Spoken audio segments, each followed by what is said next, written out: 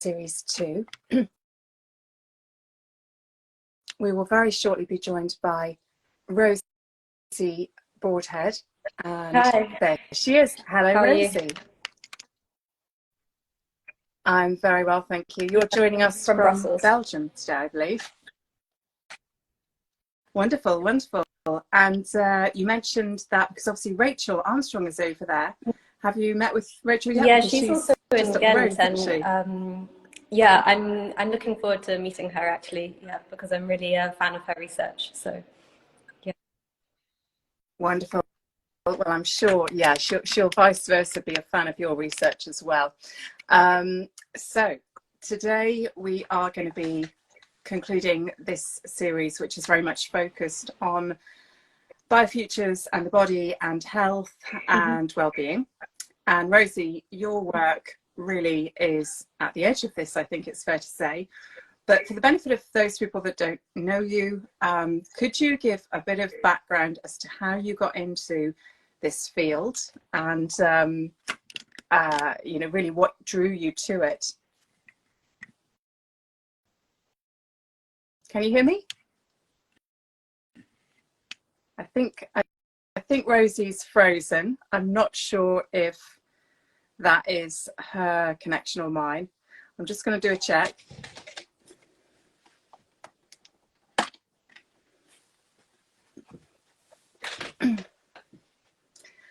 I've got a feeling it is Rosie's connection. Can somebody give a little wave if, yeah, that's okay. It is Rosie's connection. We've got a heat wave at the moment and that can make the connections a little bit hit and miss, but hopefully when Rosie gets back in. Hi, Rosie. I don't know if it's my connection, but yeah, it popped me out of the chat, but hopefully it's working now. It is working. It's working fine. So yes, a bit of background, Rosie. How did you get involved with this? Yeah, so my background, I'm a fashion designer, and I've been working in the sportswear industry and research and development for fashion and textiles. And I guess during this period, I became very interested in kind of performance textiles and how what we wear can influence our body. And yeah, particularly in the sportswear field, especially if you're producing clothing for professional athletes, it's very important the kind of textiles that you're wearing next to your skin has an impact on your performance as an athlete. So potentially like the smoothness or roughness of the material that's next to your body, or seam placements, for example. And so basically I became fascinated between this kind of interaction between textiles and the body and how you can kind of influence this space through what you're wearing. And so that's kind of what led me onto the field of kind of biodesign, looking at what is on our body and how we can basically use what is already existing on our body to develop fashion and textiles. Wonderful. So you came from, I know in your background, you were, among other things, head of sustainability and involved in R&D. How much of a departure do you feel this particular arena is? I mean, effectively biomaterials, biotech, etc., from the kind of ways that performance sportswear and apparel has been handled in the past? So you mean how are we developing it for the future?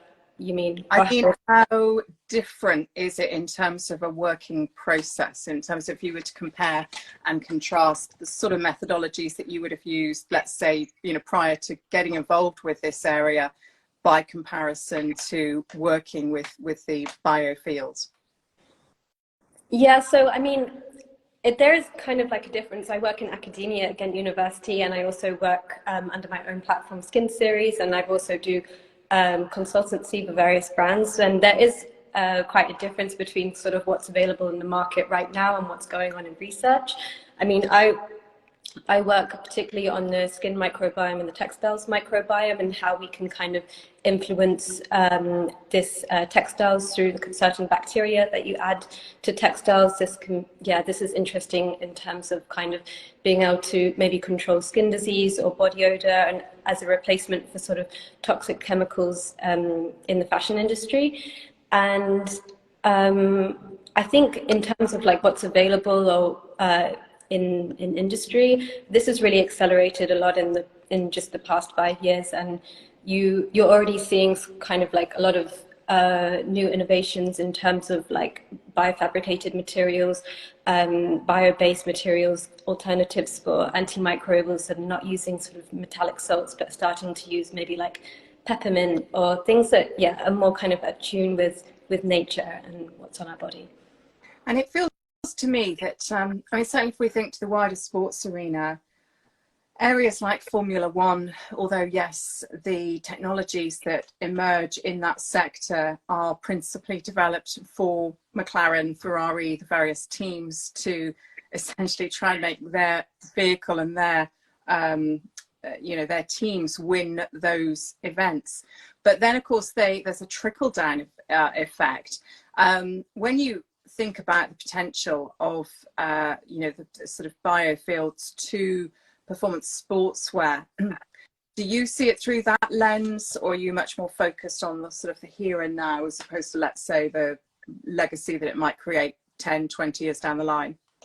Well, I mean, at the moment, I kind of moved away from kind of working in industry to working in academia. So I have like a partnership with a microbiologist called Dr. Chris Calwert. That's kind of why I'm in Belgium. And here we're kind of developing a probiotic technology which involves incorporating bacteria that's already common and healthy on our skin into textiles. And this really started from me kind of researching papers like and the kind of concept of bacteria transplantation. And this kind of led me to think about kind of how can we apply these kind of concepts to textiles. So in order to kind of prove these concepts, that led me to starting to work in the lab, testing, growing bacteria, and kind of being able to see how we could maybe scale these kind of technologies to be appropriate for kind of industry applications. So I'm always, although like I might be in the lab working on like very tiny micro scale, I'm always thinking about how does it work in textile manufacture, kind of what are the processes involved to get from the lab to scale up. Like often these processes include heat, or bacteria are often sensitive to heat, for example. So how can we kind of maybe engineer these kind of processes to kind of fit with the industry already, rather than perhaps completely rearranging or developing a whole new process. And just to rewind, part of your transition into this arena was joining the MA at Central St Martin's, Material Futures. Tell us a bit about the work that you did on that. Tell us a bit about the research that you were doing and the projects that you completed during your time there, and the experience of being on that course. So I did a course called MA Material Futures. It's at Central St Martin's, and this course is really at the intersection between craft science and technology. So a lot of the people on this course kind of take their original craft or their experience. So it's very kind of multidisciplinary in that way. So that you'll have kind of artists, designers, product designers, textile designers, or maybe even doctors or scientists on this course. And for me, it was about taking what my original experience in fashion design and sportswear, and how kind of thinking about what is the future of this field, and how can we perhaps create performance attributes by using what is already on our body. So this kind of led me into researching the skin microbiome and the textile microbiome. So I mean, 5 years ago, the word microbiome was a bit more unusual, but now, I mean, it's really kind of getting incorporated into like skincare, or people are taking probiotics more and considering their gut microbiome. And for me, I was very interested in kind of the hundreds of millions of bacteria that are living on our skin, and how this kind of interaction between the skin and our microbiome kind of influences our health. And I find what is fascinating is that actually half the cells in our body contain the human genome. So really, we're kind of not an individual in the fact that we're co-metabolizing with other microbial cells in our body. And this is very sort of influential for our health and well-being. So with this research into kind of what exists on our body, how is it working, I began to look into bacterial transplantation. And this is where I came across the papers of Dr. Chris Calwert. He's a researcher that I'm working with in Belgium. And some of his research really focuses on skin and particularly body odor. So one of the experiment that he did that kind of maybe illustrates this concept quite well is that he did an experiment on two sets of twins, and one twin had body odor and one didn't. And he, I guess the makeup of the skin microbiome, he predicted is kind of what influenced these kind of different properties of the different twins. So he was able to kind of transfer the healthy microbiome from one twin to the sterile skin of the other, and be able to sort of manipulate the skin microbiome for the better, and kind of cure his body odor. So I guess this concept really illustrates that you can basically manipulate the microbiome on the body through kind of what you're adding to the skin itself. So this is what made me think perhaps that what can we add to textiles? Textiles is in contact with our skin nearly all the time. Every day we're wearing clothing, but also in the sheets of our bedding. So we're in contact with clothing almost always. So how can we maybe manipulate this kind of ecology growing on our skin for the better through these surfaces? It's part of this, I think, what's arguably a much bigger movement. I mean, as you said, people didn't really think much about their microbiomes until relatively recently. We saw the big explosion in gut microbiomes and probiotics. In the area of immunity, I think it's fair to say that more generally, there is a lot of science, a lot of data now to show that we've got such sterile environments that it's actually done profound damage to the immune systems, particularly of infants, children. They're not getting enough dirt, essentially, in contact with their skin when they're very young, and that's causing autoimmunity diseases, asthma, peanut allergies, and these kind of things. And so we've got this sort of process of reintroducing the external ecosystem, these different microbes. That's obviously being looked at the architectural scale, that's being looked at in terms of behavior. So I very much see what you're doing as being part of this huge trend.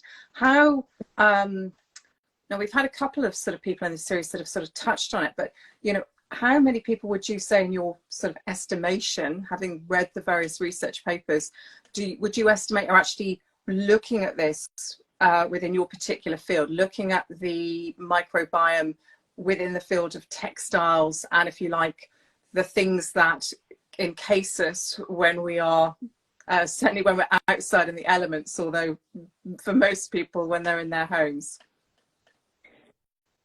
Yeah, well, I mean, if you, the kind of campus I work on at Ghent is very focused on the microbiome, but probably about 90% of the researchers are focusing on the gut microbiome, and there is a small kind of community of us working on the skin microbiome specifically. So already that's quite a small in comparison, but then even smaller still is the researchers working on the textile microbiome. So it's still a small field, but I definitely see it as growing. For example, there is research in Antwerp University, for example, that are looking at textiles for female intimate health. So the importance of textiles and disease in terms of, how does the underwear fabrics manipulate our vaginal microbiome, for example, and other researchers are looking at the scalp microbiome, the foot microbiome. So there's different ecologies on our body, and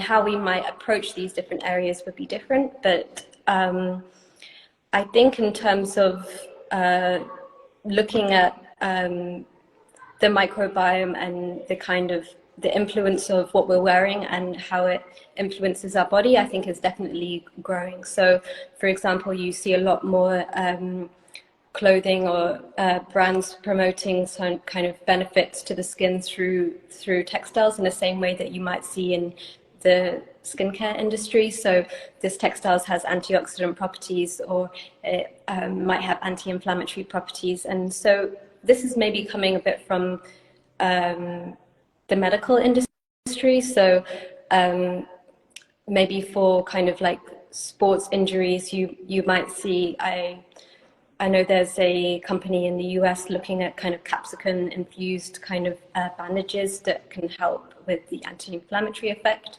on these certain sprains or injuries. So I think that this field is growing in terms of what you're wearing influences your body. Yet the skin microbiome sector is definitely still quite small. Yeah. And when you think about the potential, I mean, I think it's fair to say this is at the edge. We started off this series with Charlotte McCurdy, who was speaking in part in that session about the fact that so many of the dyes that are used in textiles are toxic. They're toxic to the skin, in fact. You know, they're carrying toxins. So if you're wearing them 24/7, that's obviously not likely to be a great thing. We are becoming much more aware now, obviously, of the pollutants at the micro scale, of the fact that obviously many fabrics are shedding micro and nanoplastic pollution, and just generally becoming much more aware about the sort of implications both to us and to the environment of what we have around us, what is around us, and what might potentially be transferring through the skin and chemical reactions. In what way do you think this field of infusing, for want of a better word, our textiles with these new properties through what are effectively biotechnologies of various kinds, in what way do you think it will potentially make an impact to most people? What do you think are going to be the biggest ways? I mean, one of them, obviously, you've mentioned body odor, and I think that's brilliant. That would be fantastic. But let's say if you had to pick the top 3 ways in which you think this might improve people's health in the coming decades. Yeah, so I mean, if we're looking at the microbiome specifically, I think, body odor is one, and I think that's important because it replaces antimicrobial finishes. And this is like, one of the issues, kind of biocidal finishes the textile industry are trying to get phased out, basically for the reason that they're killing all of the bacteria on the surface of our skin or in our bodies or in our environment. So for this reason, it also encourages bacteria resistant strains. So I think that being able to replace these kind of finishes with probiotic ones is very important. But in terms of other properties, there is a big problem, like you mentioned, kind of the hygiene hypothesis, and how in Western culture we're not exposed to the same kind of environment as we might have done if we were growing up in a less, on a farm, for example, or maybe in for example, researchers looked at the Amazon rainforest and how this may influence the kind of microbes on our skin, and that people that are living in these more kind of rural areas are able to kind of are less likely to have allergies or skin infections and things like that. So I think perhaps psoriasis and other skin diseases, eczema. These are the kinds of diseases you're finding in these kind of more urban environments, and how we might be able to incorporate probiotic finishes to kind of create a more of a replace these kind of textiles technologies. That's good to hear. And it strikes me now also becoming so much more aware of really our need to be, if you like, part or seen to be part of an ecosystem, to be conscious of other species at all different scales. And it seems to me that we're starting to join the dots up. I mean, when you were speaking about psoriasis and eczema, and I know a lot of people that have had that. I've had one of those. And of course, usually when you read about this, if you sort of go along to a doctor, they'll say, oh, it's chronic. It's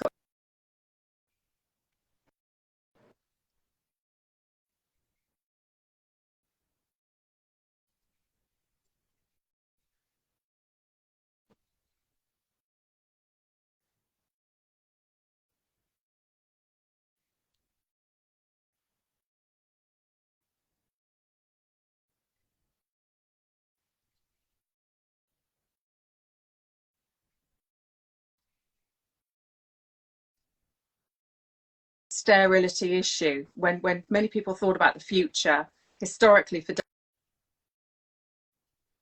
tiny, sterile, no creatures, just glass tower blocks, people wearing spacesuits, that kind of sci-fi cliche. But actually the science is saying to us now that it's going to be, if we want to be healthy, it's going to be a completely different picture. We've heard the sort of the terms hairy, messy, among other things, in sort of the terms that have come up among the people that have joined me in the conversations throughout this in the last series. And so when one thinks to the future, you know, my sort of vision of the future is not that sort of cliche from the 1950s. It's not the Jetsons, and it's not the sort of the, you know, Arthur C. Clarke or sort of Stanley Kubrick gleaming spaceship. It's very much this more, I guess you would call, through sort of the lens of science fiction, Avatar-esque arena. There's many species. We are very much conscious of being part of an ecosystem. How, in terms of when you think to these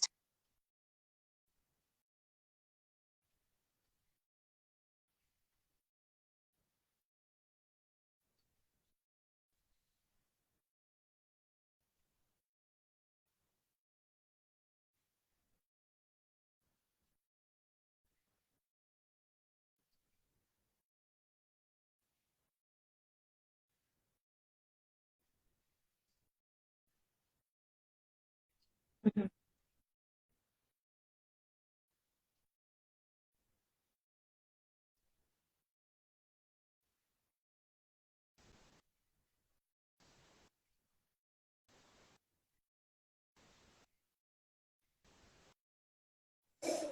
Yeah, that's a good question. Because in a way, I think what is kind of, with the kind of textiles that I'm developing, it's kind of purposely looking at perhaps almost this kind of aged, almost aesthetic of sci-fi. And in a way, like what we're actually developing now is no longer sci-fi. It doesn't really communicate really well, because in a way, these kind of technologies are actually available to us right now. So in terms of developing something for the future, I see it quite kind of seamlessly interactive. So we're working, for example, to incorporate bacteria into textiles. In a way, you're still you need them to stay alive on the skin, for example. So it's important to kind of encapsulate them in kind of bio-based shells that are able to adhere to the textile, and these kind of shells are kind of broken open over time, and that's kind of how we kind of develop more of a seamless interaction between like what you're wearing and the skin. And I don't know. I think in a way, what's kind of interesting is if people can kind of manipulate it themselves, and maybe this field becomes more custom or more open source, and perhaps that you can kind of, yeah, I mean, a lot of us are wearing kind of sensors in terms of monitoring our health and well-being. So perhaps if we have more understanding about, yeah, our own health exactly, how can we kind of maybe influence the future of our wearables to be kind of like right for us? And right now, I don't know if there's like a solution to that, but I've been developing a kind of platform in this space with artist Wilson Oriema, kind of looking at this area of what is the future of the skin and body interaction. And this kind of comes in many forms. And for example, there is a artist called and scientist called Dr. Luke Hale that was looking at printing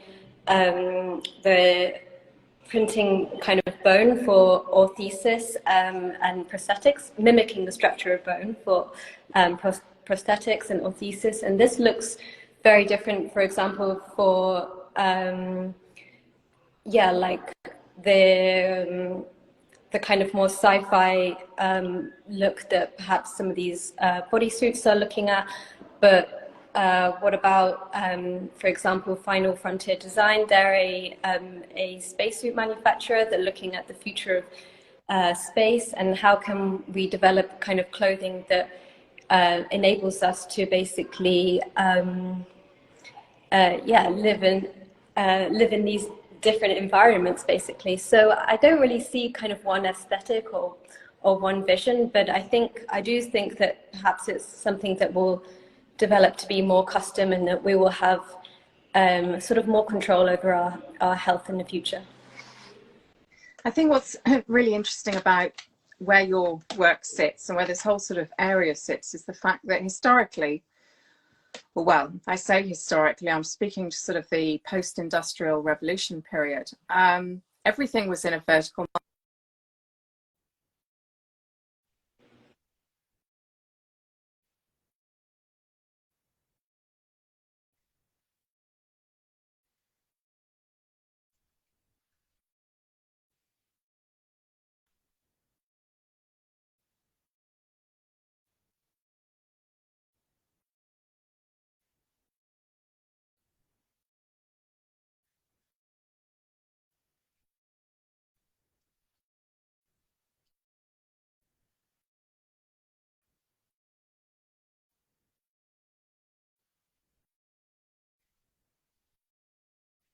But theoretically, this could be applied, as you're saying, to all sorts of different things because you're looking at different applications for the genre of research you're developing. There are medical applications. There are, I'm assuming, potentially beauty sort of potentialities here, because if you're going to affect the sort of the skin and the microbiome, then you're going by default to also affect how it looks. So it's wonderfully messy in a sense, and it's potentially very disruptive. Do you find that when you're getting interest, I know you've had a lot of coverage in ID, British Vogue, etc. Do you find when you're getting people approach you with interest, they are coming from one area, or are you having people from different markets sort of perk up, pay attention, and realize that this could potentially be very disruptive to a number of markets?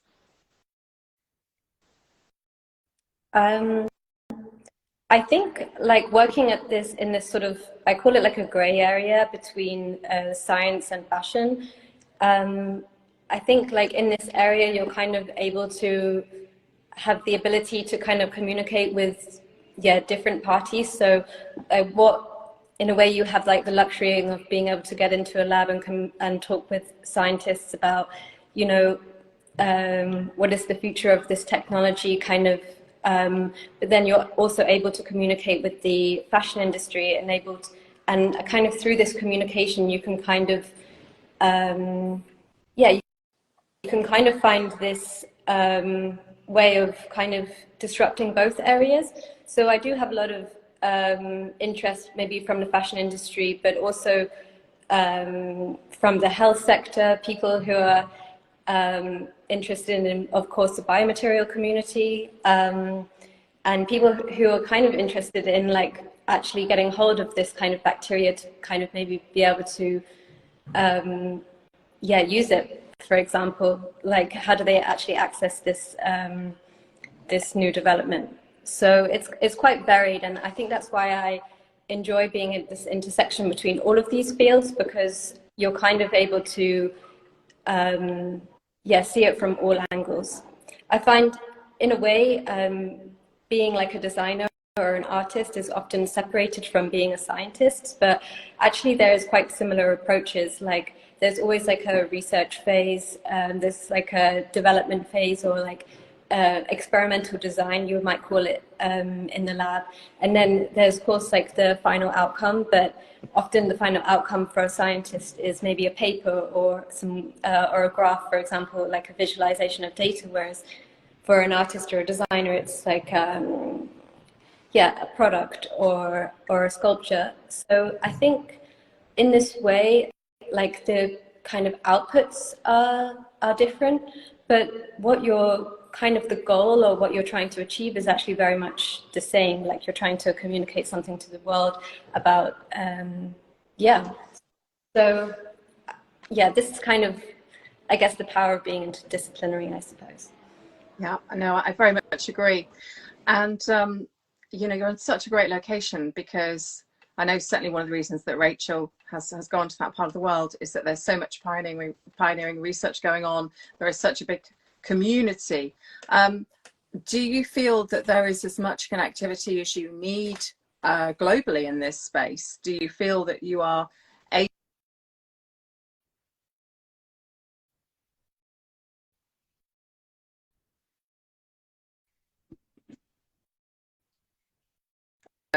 make any changes? If you so wanted, you know, what would they be? Where do you feel that we are in terms of facilitating the progress of this domain? I mean, I was actually watching the interview you did yesterday with Paige at Electric Skin, and kind of discussing, I guess, a bit about kind of the bio community being quite international and kind of often working from different areas of the world. It's not just placed in one one location. So I mean, in a way, because I did my master's course in London, I have like I guess a community of designers and biodesigners in that space. But I moved to Belgium to work more in like an academic space. So for this reason, I'm kind of able to, I guess, pull different needs from different areas. And then I think in order to, because I guess the next stage of our project with Chris is that we're going to spin out the technology to become a startup. So for that reason, you need to start sort of looking at kind of who's going to help you manufacture this technology, who's going to use it, like and who's going to buy it. So this becomes like a very big chain of different players. So, and for that reason, it's important to kind of work internationally and remain open. It strikes me that it's such a frontier area that I must admit, within the futures domain, I haven't really seen anything that I would say conveys the potential of this yet. It's not as if there have been many sort of scenarios that really get across the difference that this could make, and not just in terms of troubleshooting certain health issues, particularly in the global north, in those areas where the lifestyle has been less than conducive to human health, particularly to the immune system, hence why we've got all these sort of failures, we've got declines in certain areas when we should actually be seeing improvements, if you were to sort of think about the number of medical breakthroughs that have been made generally. When you're sort of thinking about the potential of this, let's say at the physical level,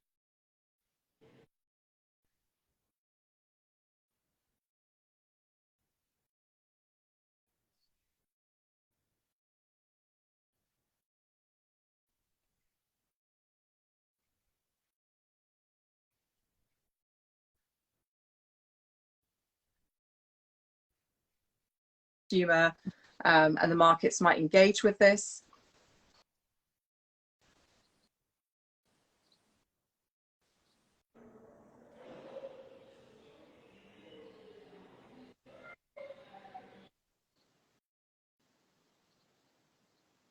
So sorry, you just cut out very briefly and I didn't quite get the end of the question.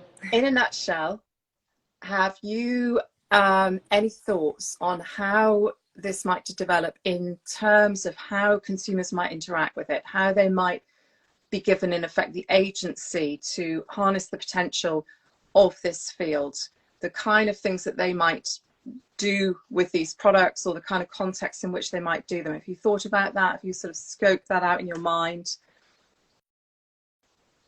Yeah, I mean, in a way, what I said about this kind of custom formula, that's kind of like maybe a bit more far future to what we're developing now in terms of probiotic textiles. This is, yeah, I mean, in terms of how people might interact with our textiles, we've kind of like developed a particular particular bacteria that is healthy for the skin for everyone. So for this reason, it could be helpful for skin health, encouraging cell renewal, reducing body odor, and generally kind of balancing the immune system of your skin for most people. So for this reason, and in terms of being able to kind of work with the textile industry and be able to develop this and put this on the market, like this is kind of like a one solution fits all type scenario.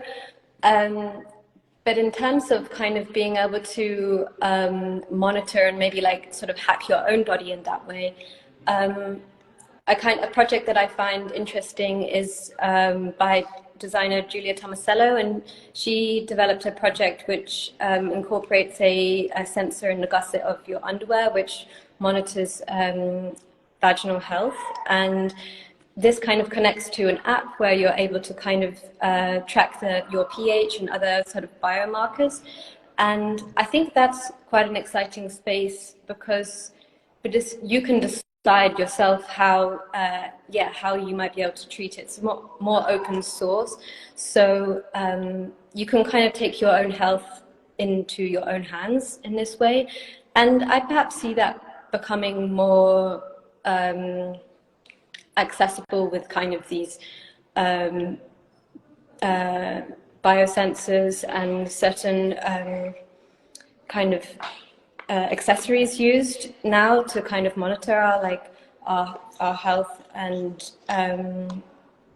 so I think that for that reason, in a way that how like maybe perhaps science is quite open source, that perhaps like the way we're like consuming medical or products for our own well-being might become more customized and more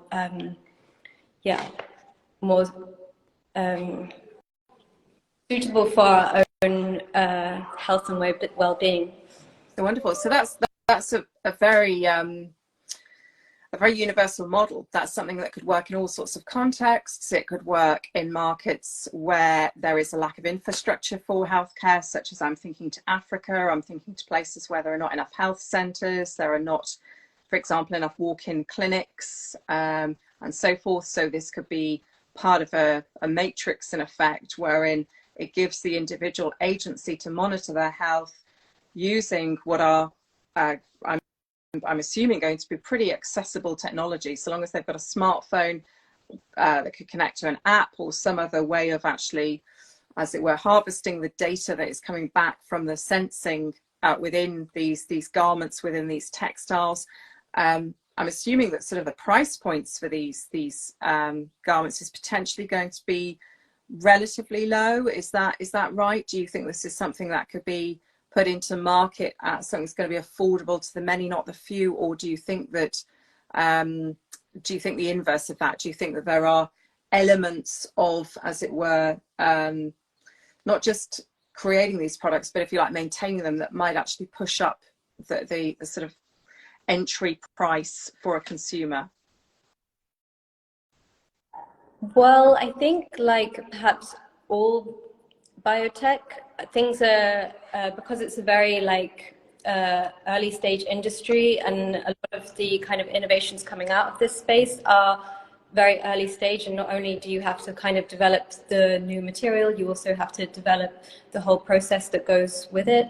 Like for example, the synthetic spider silk. I mean, this is very exciting for kind of the future of biofabrication and biomaterial in the fashion space, but they've sort of already spent over 10 years kind of developing the kind of process that goes with it. So, or the process behind. So I think for this reason, these kind of innovations start off quite expensive.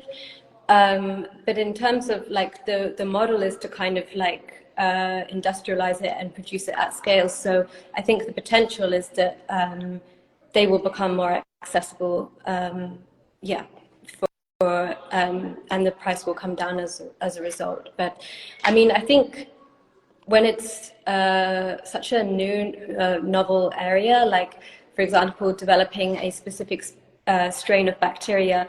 At the moment in the market, or the probiotics in the market, or in the cosmetics industry, always kind of see the same strains, lactobacillus or bacilli strains. But if you want to produce something completely new, that's kind of already it's already kind of setting you out for a more expensive product initially. But if you can, for example, be able to develop it at scale and kind of work. I mean, the idea is to develop it at scale so you can kind of phase out these toxic chemicals. Then, yeah, the price can eventually kind of meet the market. Yeah, I mean, it strikes me you've sort of got some other possibilities with it, because if it is something that could be used as an intervention, very, very early stage intervention, to prevent against certain types of diseases and infections progressing to the point when they actually become pretty hard to treat.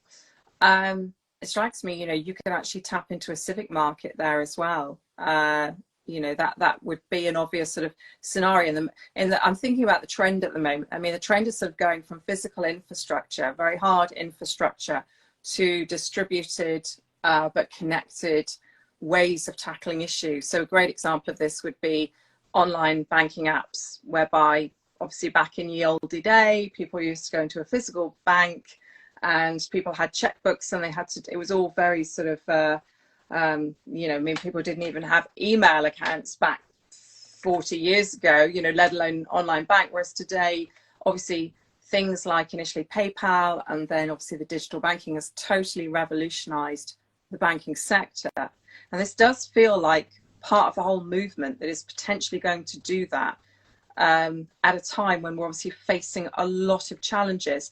In terms of thinking about some of the sort of the frontier threats that we face. So, for example, if we're thinking about, kind of the human health, obviously we've got a lot of novel viruses, novel diseases, a massive number of things that could sort of emerge from nowhere.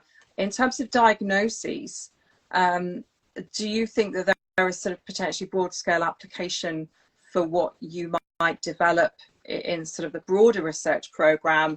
Or do you think that the mass of it, as you said, it takes, it's quite intense to just develop this one application, using a certain set of microbiomes?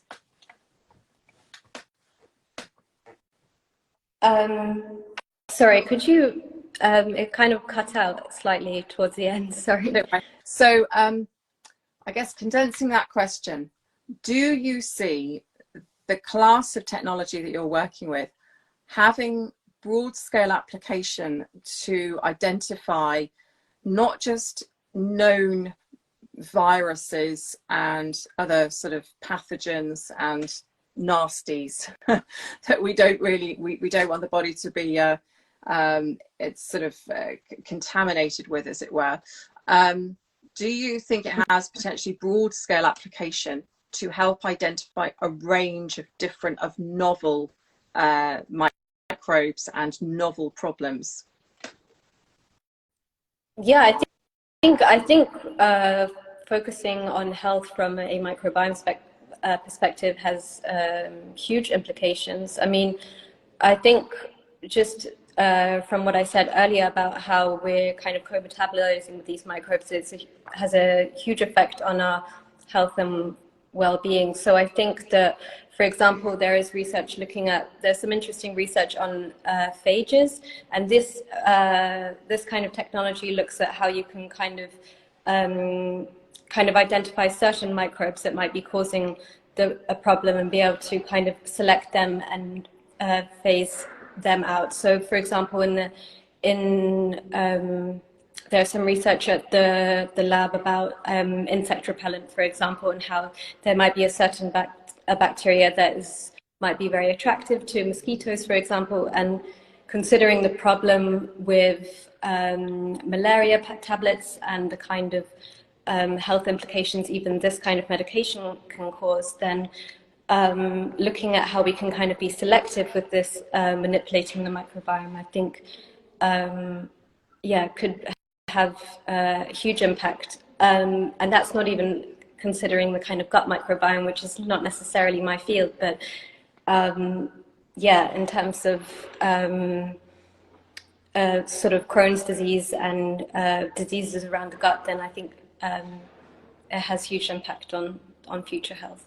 Be fantastic if it could help to prevent against mosquito bites, but not through pills. Well, obviously the pills don't stop the mosquito bites, but they stop the malaria. Can I just throw in a special request? We need something that repels ticks. Ticks and Lyme disease, something that you put on the skin that makes it completely repellent to ticks, just because they're up there, I think, with mosquitoes in terms of not only the disease carrying, but they are necessary but vile little creatures, in my personal opinion. We have got to. Yeah, I guess there's a kind of a way.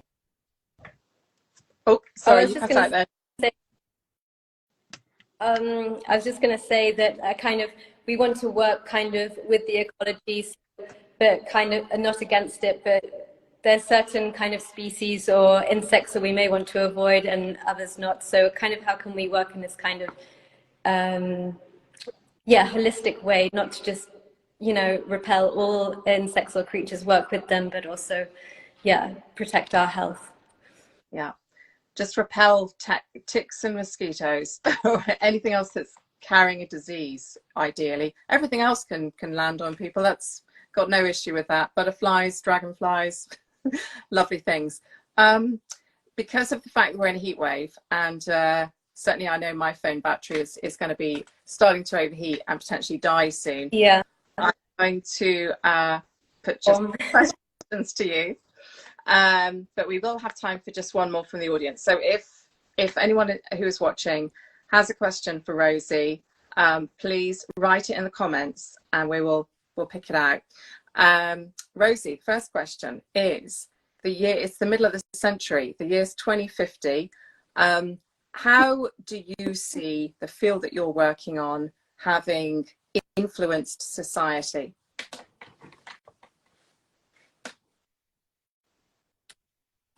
I mean, in a way, I don't think 2050 seems so far away.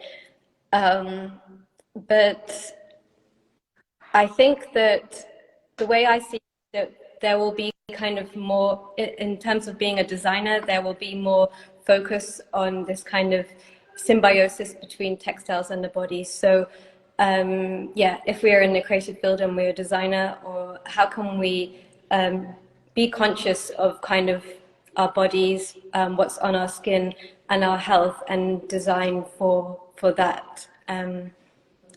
So that's kind of where I see the future of this field going. But I think in terms of what I said about, I think we'll be much more knowledgeable about our own bodies. And for that reason, I think that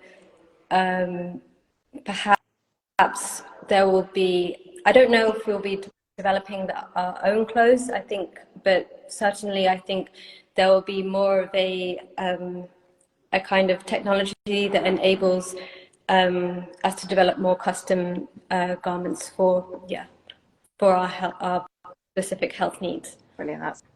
That's sounding good. Very much aligned with that. And the second question is, if you could have just one wish, can be for you, your research project, for the discipline, for how the biofields might develop at large, what would that wish be? I think that kind of a focus on designers collaborating more with scientists and being able to, kind of less discipline basically, and being able to kind of work more, smoothly between different fields. And I think for that reason, like different approaches, different ideas could result in kind of, interesting new innovation and perspective. Be great. I love that. Less discipline. I haven't heard that before. I know what you mean. Less disciplinary divides, but I love the idea of less discipline. Just less discipline in the field. That'd be fantastic. I'm just going to check the question. Yeah, I just got. So no one has sent a question, so I will ask you one more. And so we've covered, I think it's fair to say, quite a bit of bandwidth there. Obviously, I know that you like to, and you appreciate working with other professionals, artists, designers, scientists, etc. You know, if you were able right now to sort of bring together your dream team, who would your dream team be? And that's a tough question. So you can pass on it if you like, but who would your dream team be? Thinking to your peers.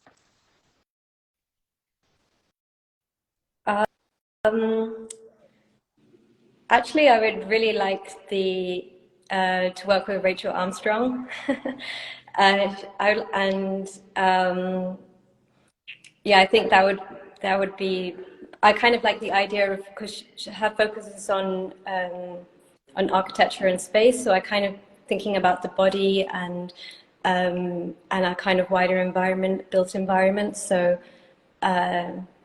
I think that could be an interesting new perspective, and how kind of the kind of synergy between the body and the environment around us as well. That would be, really interesting. And I'm a big fan of Lucy McRae, the speculative designer. So she would also be in my team. And all women as well. Yeah, brilliant. Well, I'm sure you're not very far from Rachel, and obviously Rachel is a former medical doctor, so I'm sure she would just be very excited about the potential for your work, and I'm sure that opportunity will emerge in the not too distant future. It's been an absolute pleasure to speak with you today, Rosie. I'm sorry that we've got to have this one fairly succinctly because of the heat wave and the limitations of tech and overheating batteries. Yeah. But it's been a real pleasure. The best of luck with your work, and I hope to hear more. And for everyone who's watching, please do check out Rosie Broadhead's work. You will find, but I think there's plenty of stuff online, isn't there, Rosie? You just got to Google your name and up it pops. She's doing some really fantastic stuff. This is the end of BioFutures Series 2. I will announce BioFutures 3 series towards the end of the year.